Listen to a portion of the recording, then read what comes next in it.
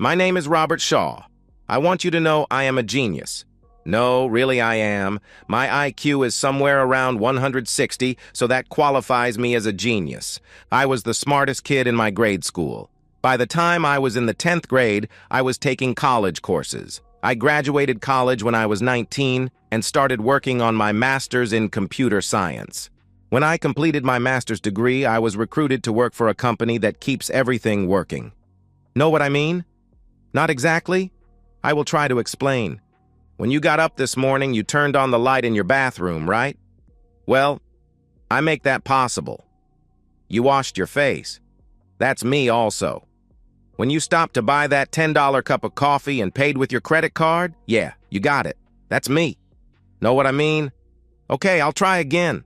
All those things I mentioned above, well, I keep the bad guys from messing with them. I keep your information safe. I keep the grid up. Now you understand. Well, all that studying and preparing came at a price. My love life, to be exact. I was a virgin until I was 20 years old. My first time? It was more of a lab experiment than a sexual event. We both had climaxed, so we called it a success and never did it again. It was after I had received my bonus and went to work with a six-figure salary that I decided to try my luck at picking up women for intimacy. I bought a $3,000 suit, a $15,000 Rolex, and a $400,000 Maserati. I told you that the bonus was impressive. Believe it or not, the first two ventures out into the world, I came up empty. Then one night, I had just parked in front of the bar, walked in, and sat on a stool. I ordered whiskey, straight. I hated the taste, so this would last all night. I kept tipping the bartender, so she let me keep my seat. This good-looking blonde sits down next to me and asks if I will buy her a drink. She talks, and I listen for about an hour. I try to talk to girls as little as possible so they don't notice how shy I am. She carried on the conversation, but finally said she had to go. She asked me to take her to dinner Saturday night, so I got her address and phone number. I was off and running. Saturday evening, I showed up with flowers. She thanked me, put them in water, and we left for the restaurant. She loved the car and asked a million questions about it. I had reservations at a really nice and expensive restaurant, and it was romantic. After supper, we drove around town, just killing time. Back at her apartment, I walked her to the door and received a kiss on the cheek. I was in heaven when she asked me out again for the next week. It was 2 weeks later, after the third date, that I was invited in and got the full boyfriend treatment. We took a break and then repeated the act. I was a stud. She told me so. This went on for about 6 months. Then one night she wanted to stay in. Over a cold turkey sandwich, she told me I was going to be a father. Now I was surprised. I'll tell you why later.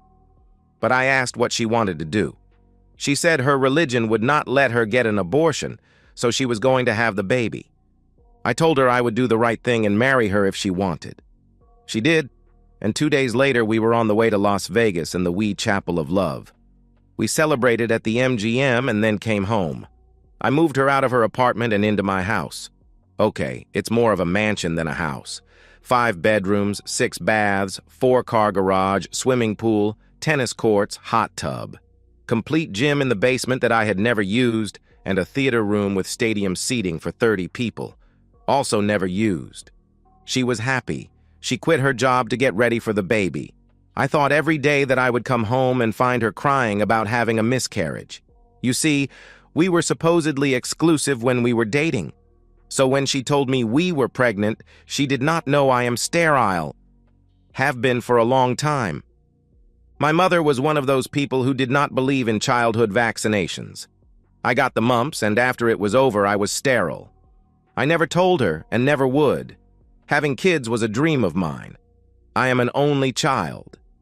Both my parents were only children, and now they are both dead. I literally have no family. The day we found out that she was having twins, I was the happiest man in the world. I never let her suspect that I knew the kids were not mine. The babies were born. Twin boys. They looked just like me. Black hair and blue eyes. Okay, they had their mother's nose. But anyway, I was happier than I had ever been. I knew the truth. but I accepted the boys as my sons. It was maybe 2 months after they were born that Sue changed. Some type of postpartum depression. We went through 3 nannies. She was impossible to be around. Then one day it changed. She was happy, laughing, and even playing with the kids. She went out once or twice a week with some of her old girlfriends. I accepted it and really did not mind. We were being intimate again maybe 3 or 4 times a week, and I was taking care of my sons a couple of nights a week, and I enjoyed that. It was one day at lunch that an old girlfriend of Sue's walked up to my table and asked about the twins and Sue. After a little light conversation as she was leaving, she said, "Tell Sue to call me sometime. I haven't seen that girl in ages." Now that was a strange remark. Sue and she had gone out for drinks just last night. That started the surveillance. I put a GPS tracking device on her car, a GPS device on her phone, and cameras all over our house. The cameras were in case she decided to bring her lover home. That never happened. But the devices on her car and phone did show me where she went and who she met. The next time she went out for drinks with the girls, I tracked her to a motel on the edge of town. With my sons in their baby seats, I waited outside room 104. I saw her car parked next to another car in front of the room. It was the only other car in the lot with our state's license plates. I took pictures of the car and the plates, then went home. The boys were bathed and asleep when she came in. She went directly into the shower, then came to bed, kissing me on the cheek and telling me she was tired. Yeah, I bet. The next day, Mr. Paul Stewart's wife got the pictures of his car parked at the Super 9 motel. The note said the car next to him belonged to Sue Shaw. To say the shit hit the fan is an understatement. Mrs. Stewart showed up at our house and slapped the shit out of Sue. I had rushed home when I supposedly got the same photos on my email. I saw the slap. I confronted Sue and she did not lie. She said she was sorry and that it would not happen again. It was just a fling that had been caused by her depression. She cried. I cried and forgave her. I tried to understand. But I told her this was the only time. Next time I would divorce her and take the kids. She said she understood and promised never to again. Things went back to normal for almost a year, but I never removed the GPS devices or the cameras. From the perspective of Sue Shaw, how did both my husband and Paul's wife find out about us? Robert was home with my kids, not his. I tried for months to get pregnant by him, but it never took, so I took matters into my own hands. I found a black-haired, blue-eyed guy at a bar one night and hooked up with him until he was completely spent. I don't even remember his name, but it worked. Now Robert is so attached to those kids he is threatening to kick me to the curb and take the kids. Sometimes he is so naive. This is a no-fault state.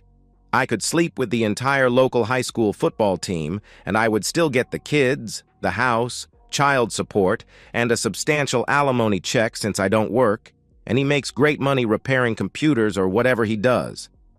I never could get a straight answer out of him about his job. About 6 months after that woman slapped me and filed for divorce from her big husband, I saw an old friend. Jamal Atkins, he was my first. Know what I mean? I was a junior. He was a senior and on the basketball team. It ended when my dad was transferred out of state. I moved on, and so did Jamal, I guess. I never heard from him again. But a couple of friends of mine from back home said he had gotten into trouble with the law, but then left town. Now here he was, big as life in front of me. He looked at me, and I knew he remembered. "Jamal?" "Sue?" he replied. He offered his hand, but I stepped forward and kissed his lips, right there in Winn-Dixie on the bread aisle. We talked for a minute and exchanged phone numbers. I told him I was married, but I wanted us to get back together. He understood. I told him I would call him when I could arrange a time. He said he was not married or seeing anybody. He was living in a rented house in a nice neighborhood.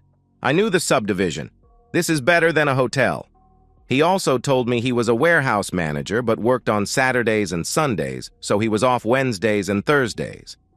I thought that strange, but did not question him. Also, he had on a work shirt that said James, where his name should be. I thought I would ask about that later. Now I had to go.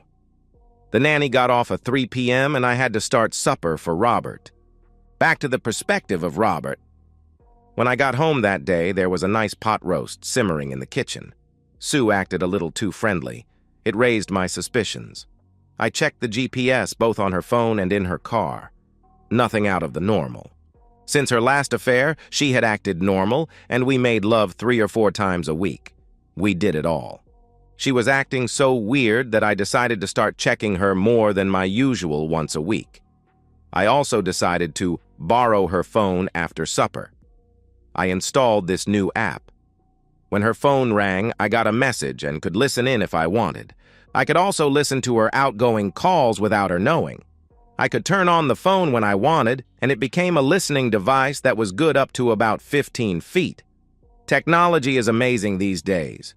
From the perspective of Sue, I waited until the next Tuesday to call Jamal.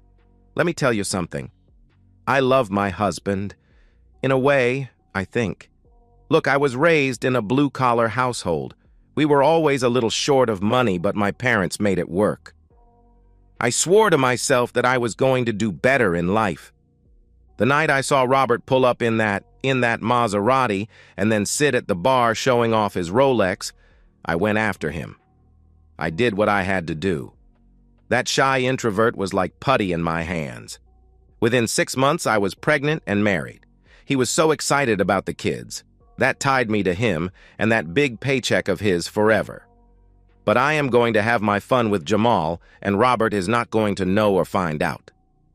Wednesday, I pull into Jamal's garage. I go into his house through the garage. No one knows I am here. There will be no pictures this time. How should I describe this time with Jamal? It was amazing. I really got off thinking I had pulled one over on my genius husband. He would never know. I even said that he was so much better than my husband. Most of the things I said were just in the heat of passion, and I did not mean. I had not thought of Jamal in years. After he came, I went to the bathroom and cleaned up. Jamal wanted me to stay, but I could not. I did not want to raise suspicions with Robert, but I promised I would be back tomorrow. We had started going to church, and they offered a Mother's Day off program. I could drop the kids off at 9 a.m. and pick them up at 3 p.m. We could spend more time together. That seemed fine with Jamal, so we made it a date for the next day. I went home really happy. I was in control again. I did feel a little guilty, so in bed that night, I let Robert do his thing. From the perspective of Robert. She thinks she got away with what she did today. I may have missed the first part, but I was listening when she was telling her lover about how she missed him and how he was the best. Crap. I thought we had gotten past all that. I had found out the house was rented to James Lincoln. I pulled up his driver's license, and he was black. He had a car registered in his name, and he worked in a warehouse in an industrial park here in town. He was a forklift driver. How did she meet him? Why does she keep calling him Jamal? I need more time to check him out and develop a plan to get him out of our lives, just like I did with that Stewart character, from the perspective of Jamal. Want to know my story? Okay, here goes. I played high school basketball. I was good, but not that good. My senior year, I met Sue, and we started dating. I got her cherry one night in the back seat of my grandmother's Buick. Of course it was good.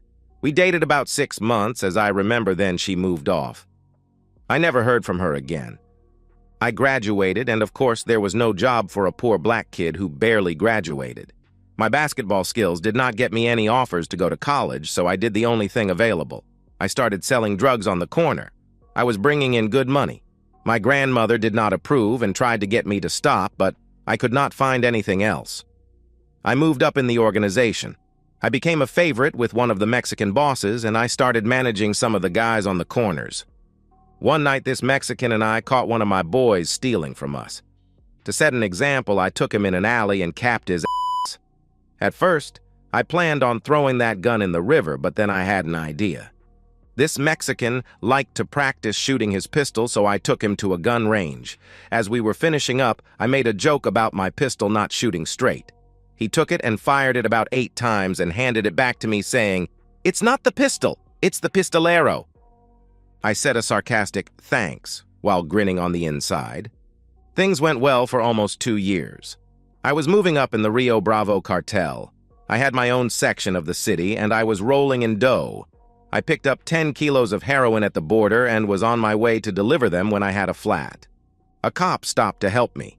I tried, too hard I guess, to tell him I did not need any help. He opened the trunk and about 5 more cop cars appeared. I had been discovered. They were all feds, and after I was booked, a lawyer appeared. He told me to keep my mouth shut and he would get me a deal. 2 days later, he comes in and tells me they offered 25 years. I would be out in 15. I told him, sure, set it up. Back in my cell, I told the guard I wanted to talk to the DEA agent who busted me. In an interview room outside of the ears of the other prisoners, I made a better deal. I told them a story about Jose Gomez shooting a street dealer and I had the pistol with his prints on it to prove it. I wanted witness protection and no jail time. To make a long story short, you should just know I delivered the gun. The bullets matched, of course. Jose was arrested and I testified against him at trial. He got 99 years in a federal supermax prison. No parole and 1 30-minute visit a month. No phone calls. I found out that Jose was Don Ricardo's oldest son. Don Ricardo? He is the head of the Rio Bravo cartel. He was not happy with me. He put a $500,000 reward for the person who would bring him my head. Yes, that's right, my head. That is one of the things they do. Cut the heads off their enemies. I was moved to another city and given $100,000 for my testimony. I rented an apartment and got a job in a warehouse. I was taught to drive a forklift, and for 2 years I loaded trucks. Then one day a driver said, "Hey, Jamal." I about swallowed my tongue. I turned to find a guy I had played basketball with in high school. We shook hands and he told me how he met a girl and married her. She was from here in town. They moved here to be close to her family. He wanted us to get together this weekend and relive old times. When he left, I called my contact in the marshal's office and I was moved that very night. I stayed for 2 nights in a cheap hotel, studying my new identity. When I had it memorized, I started job hunting. I enjoyed driving a forklift and it was easy to get a job. I was getting settled in when, on my day off, I went to the grocery. There was Sue. I had not thought of her in years, but after talking and finding out about her, I made a big mistake. I did not notify the marshals. I did not want the hassle of moving again, and besides, according to her, she had as much to lose as I did. Okay, maybe her husband would not cut off her head, but she did not want to lose the lifestyle she has. So if we were both careful, I could stay here and enjoy that. She would enjoy me and nobody would be the wiser. A win-win situation. The first time was just too short. She had to get home, but she promised she would be back the next day and she could stay longer. Back to the perspective of Sue. I dropped the twins off at the church and raced to Jamal's. I had until 2:30 and I planned on using every minute of it. The garage was opened when I pulled in and parked. I am so naughty. No one knows I am here, my car is hidden, and I have 5 hours to be with Jamal. I am in heaven. I had set my phone on his bedside table just in case of an emergency with the kids or Robert. I was not expecting a call, but you can't be too careful. From the perspective of Robert, I heard it all today, her begging him not to stop, to do it harder, and how he touched her in places I never could. At one point, she screamed, "Jamal Akins, you are the best I ever had." Okay, now I know his last name. James Lincoln must be a roommate. No, wait, his driver's license has James Lincoln and his picture. I need to do some checking into this Jamal Akins. Oh boy, did I just hit pay dirt? This Jamal is in the Federal Witness Protection Program. According to the Darknet, there is a reward for his head from the Rio Bravo cartel. Those Mexicans don't play around when it comes to rats. I bet they will make me a deal. I was sitting at the kitchen table when Sue came in. I usually did not get home until around 5, so she was surprised. Back to the perspective of Sue. Robert is home. Something must be wrong. His work, I suspect. I'll let him have me again tonight if he wants. That will put him in a better mood. I rush in, and Robert does not kiss me. He helps me get the boys settled in their big playpen in front of the television. I go into the kitchen to start supper, and Robert tells me to sit down. Now I am worried. I got a phone call today from your phone. My phone? I replied. Listen, I recorded the message. He pressed play, and I almost fainted. Harder. God, yes, right there. Don't stop. I reached over and pushed stop. When I took the phone out of my purse and laid it on the table by the bed, I must have hit the speed dial for Robert. As I sit there trying to think of something to say, he starts. Remember what I told you would happen if I ever caught you cheating again? I look at him. This is that same introvert that I tricked into marrying me. He is shy, unsure of himself around girls, almost a beta male. Okay, I decided to take a different approach. Robert, stop.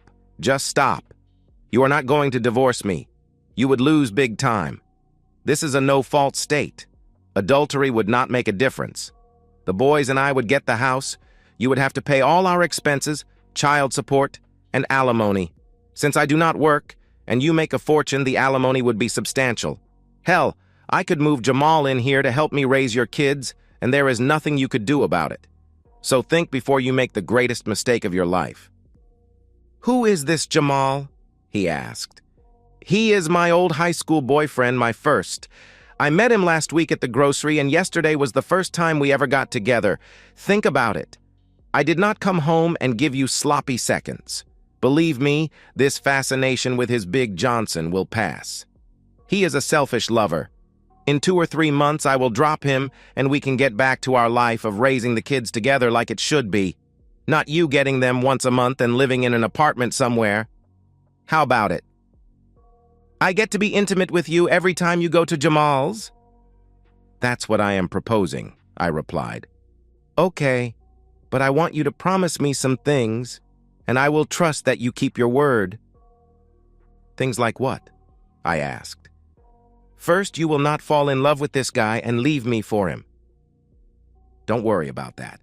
I promise never to let that happen. Jamal works in a warehouse. No way I am running off with that working-class stiff. Second, never bring Jamal to our house. I promise never to do that. This place is ours and the kids. No one else, I replied. Third, I do not want Jamal to know that I know about him. That is to be our little secret, something that I can hold in my head while I know he is with you. That will be our secret, something you share only with me. That's easy, baby. I promise he will always think it is just he and I. I see why you want this. Something you and I share. Fourth, no calling Jamal from the home phone. If you want to talk to him, go outside on the deck and use your cell. No problem with that. I have not called him but a couple of times, and he has never called me. I just called to confirm that he was going to be home and did not have to work. So I will have no problem with that. Robert, this is not like high school. We are not in love. It is just intimacy for both of us. That's why I know it will not last. Okay, you have a deal. When is the next time you plan on meeting Jamal? He asked. Like I told you, this is only going to be a Wednesday and Thursday thing. No nights, no going out to a club or for drinks and dancing. This is just intimacy, nothing more, I replied. I do love Robert in a way. He is a genius, but he is also a dumbass in a lot of ways. I can talk my way out of anything. All he needs to forgive my cheating with a man is the promise that he can have back intimacy with me. I bet in 6 months I can have him watching me being intimate with Jamal. Robert is the perfect he just does not know it yet. Back to the perspective of Robert. I told her I had to work on Saturday and Sunday. That was a lie. I was getting everything in order. Erasing all my tracks into the dark web and the searches for Jamal Atkins and James Lincoln. Also, I made an appointment with an attorney in a different city. What attorney, you ask? Jose Gomez's attorney, who was filing an appeal for Jose. I told him I knew where a witness was located that he may need. I also had a video that he may be interested in, but it would cost him. When he asked how much, I told him $500,000. He got the message. Sunday night, I played too tired to have intimacy. She accused me of sulking. I left the house early Tuesday morning. I had a 2-hour flight to the city where Jose Gomez's attorney was located. I had taken off work that day and had told Sue I was hosting an important meeting and would be home late tonight. His office was impressive. The name on the door read, Stephen Judd, Esquire, Attorney at Law, an egotistical person, I imagine. I walked in and was shown directly into his office. "Mr. Shaw, how can I help you?" "Mr. Judd, it is I that can help you." "Please have a seat." "I'll get right to the point. I have information that will help you with the appeal in the Jose Gomez case." I hand him a thumb drive. He looks at it and then plugs it into his computer. After about 10 minutes, he asked where I got what he was looking at on his screen. That particular gun range stores all its video in the cloud. It seems you are interested in doing business? "Yes, I am." "But the other matter? You know where this particular witness can be found?"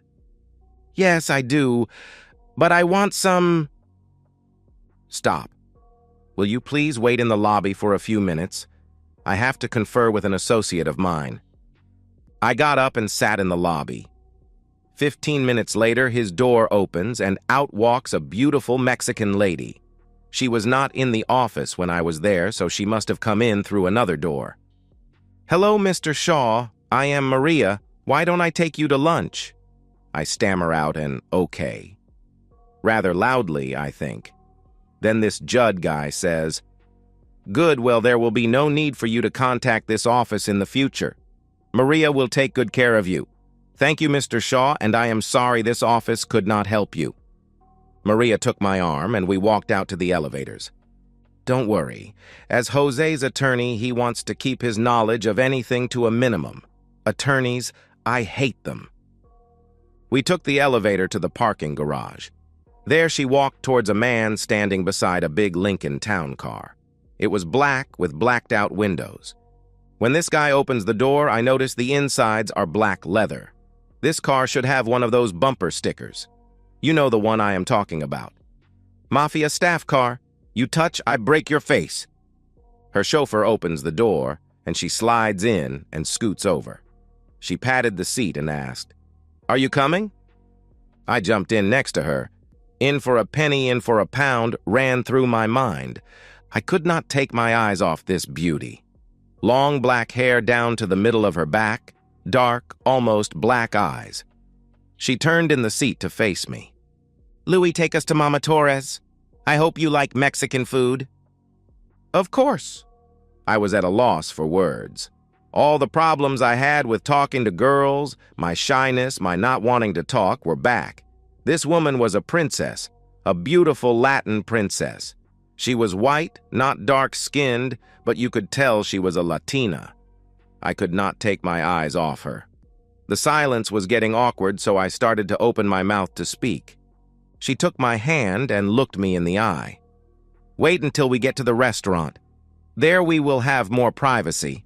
I saw what was on the thumb drive." No more was said until we arrived at the restaurant. I could not take my eyes off those stockinged legs or the cleavage her blouse showed.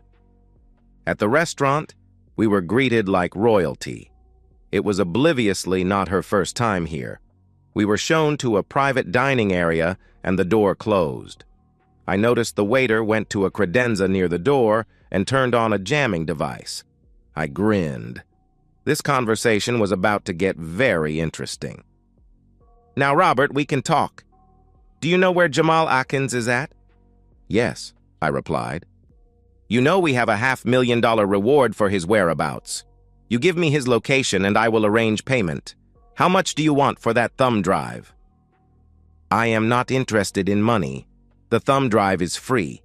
I just happened across it while researching Jamal. A good trial attorney or the feds could have found it 2 years ago and avoided all this." "The feds wanted to convict Jose. They never could get proof on a drug charge, and they were so excited when this Jamal offered his evidence they never investigated any further." "Well, I hope it helps. But about the money for the location of this rat, I need something else," I replied. "Just tell me. I can make a lot of things happen. What do you want?" Just then, the waiter arrived with our meal. What a spread! Enchiladas, fajitas, refried beans, guacamole, tacos, and tortillas. 2 Dos XX beers were sat on the table. "Let's eat while you tell me." So over the best Mexican food I ever ate, I poured out my life story. I started at my birth and finished with my wife wanting me to agree to let her fool around with Jamal. When I was at the part about me knowing the twins were not mine, due to me being sterile, she had smiled. I told her it was not funny, and she apologized, saying she was not laughing at me. Just that she knew the feeling of wanting a family and not being able to have one. She told me about her having problems with her period when she was 15. The doctors had discovered cysts on her ovaries and had removed them. She also would never have any kids. When I told her about my wife's 2 affairs, she mumbled, "Puta." After I finished my life story, I came to the part I was dreading. "When you take Jamal, take her also. If you do that for me, I'll consider us even." "Are you sure? I mean, what about the kids?" "My boys are not yet 3 years old, so they will not remember their mother. I'll hire a live-in nanny to help me raise them, and in a month or so, they will forget about their lying, cheating woman of a mother." "So when is the next time they will be together?" "Tomorrow morning," I replied. "Then kiss your wife goodbye forever in the morning." "So soon? Don't you need time to plan something? I mean, you have less than 24 hours. It seems—" She stopped me. "We let him get away 3 months ago by waiting for the weekend. We will not make that mistake again. Give me his address.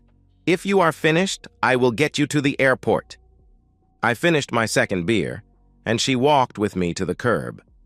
She signaled for a waiting taxi, and as it pulled up, I opened the door and started to get in. She stopped me. I looked into those beautiful dark eyes. Then she kissed me on my cheek, whispering, "Thank you," in my ear. As my taxi pulled off, I saw Louie shut the car door after she slid in the back seat. I doubt I will ever see her again. It is Wednesday afternoon, and I am in the bunker, that place where I take care of everything I told you about previously. My secretary 2 floors up buzzes me and tells me I have visitors waiting in the lobby. I take the elevator up and go into my office through the side door. I buzz her back to show them in. "Mr. Shaw, I am Detective Jones. This is my partner, Joe Friday." We shake hands and I invite them to sit. "Mr. Shaw, I'll get right to the point. Do you know where your wife is?" "Well, this morning she told me after the nanny arrived, she was going shopping at the mall, then to the grocery store, and then home."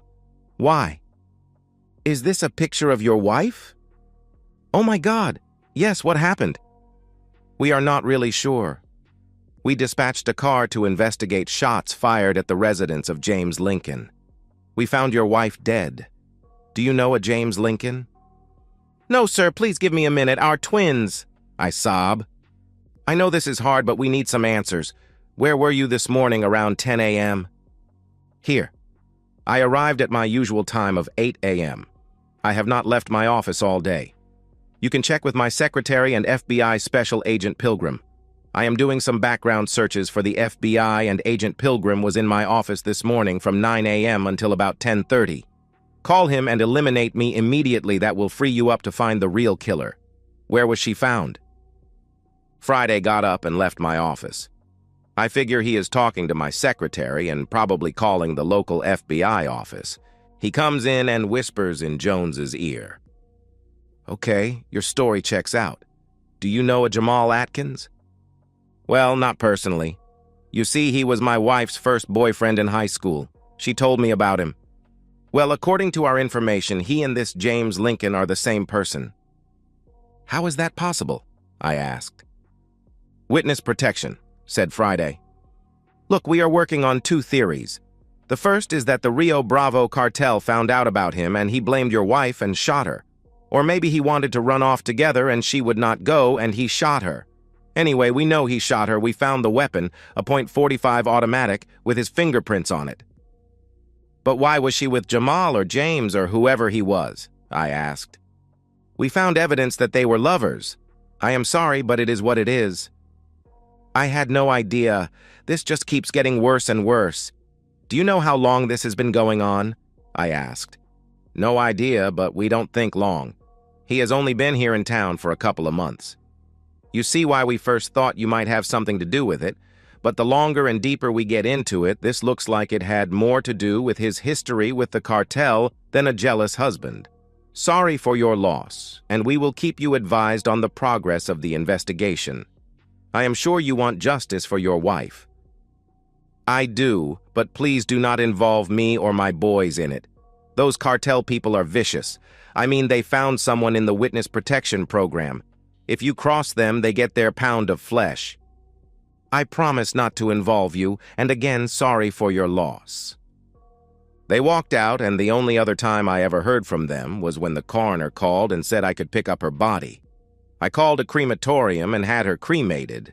I took her to the beach and waded out into the water.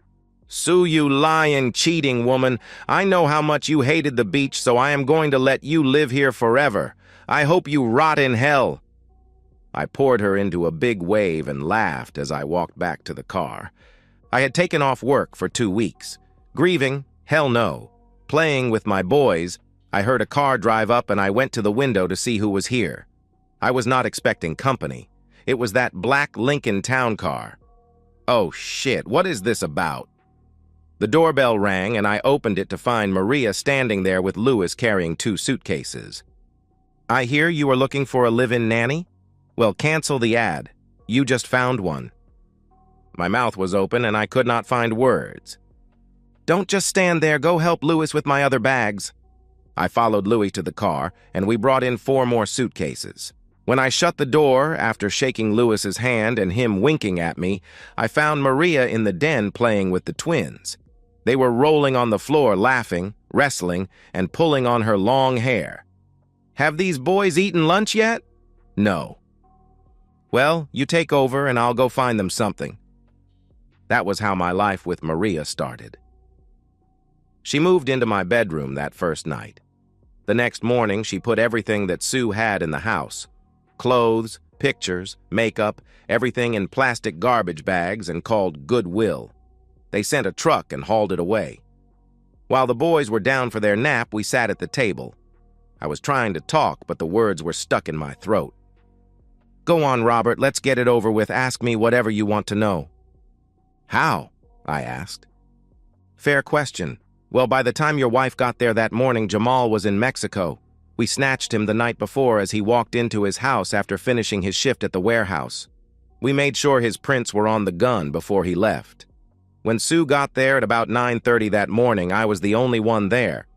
I told her you had decided to not accept her deal and that I would be raising her kids. For her not to worry, I would take good care of them and you. Then I put 3 rounds in her chest. She went quickly. Oh, I almost forgot. I told her you could have me anytime you wanted it, and that you would never have to worry about me giving you sloppy seconds. I grinned at that, but wow. This woman pulled the trigger. Do you know where the investigation is now? And what about Jose? The police are looking for Jamal as the murderer. The feds are trying to distance themselves from him. First, because he is wanted for the murder of your wife, and second, because the judge ruled that the video of Jose and Jamal at the shooting range to be authentic. It showed Jamal laying his pistol down and Jose putting in the magazine.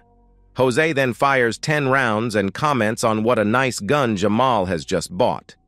When Jose is packing up his pistol, Jamal puts his pistol in a plastic bag.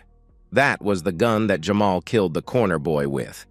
He got Jose's prints on it and saved it for when he needed a get-out-of-jail-free card. They are looking for him for that murder also. Jose is at home with our father. Our father? She is Jose's sister. What happened to Jamal? I was not there for that party, but I hear he is buried in the desert south of El Paso. I need to know one more thing. This is more of a personal question, but very important. Go ahead. I will not lie to you. The problem with Sue was the size, you know, of my Johnson. If that is going to be a problem, let's end this between us now. Sue broke my heart and I ended up hating her. You gringos have a saying I like. It goes something like this. It is not the size of the magician's wand, but the magic in it. Believe me, Robert, you have more than enough magic for me. We were married 3 months later. She wanted to honeymoon in Cancun, Mexico, so I let her make all the arrangements. It turned out Father owns one of the resorts there. I noticed that she never had asked me for a dime. Not money for groceries, the light bill, the pool service, nothing. Also, the plane tickets after the wedding just seemed to appear. I asked about taking the twins, and she said not on the honeymoon. She arranged a nanny. She was a nice older Mexican lady. I found out later that she was Maria's nanny when she was a child and still took care of her. Louis was the lady's husband and Maria's bodyguard. They lived with us after we returned home.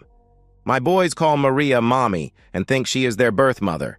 The old lady is referred to as Abe, short for Abuela. Our kids are bilingual, of course, and we never told them the story of their real mother. Life goes on. And so, we've reached the end of today's story. Was it what you expected, or did it take a twist you didn't see coming? I'm curious to hear your thoughts. Share them in the comments below, and let's get a conversation going. If this story kept you hooked, make sure to hit that like button. And if you're new here or just haven't subscribed yet, now's the perfect time to join our community. I bring you fresh, captivating stories every day, so click that subscribe button and turn on notifications so you never miss out. Thanks for watching, and I'll see you in the next one.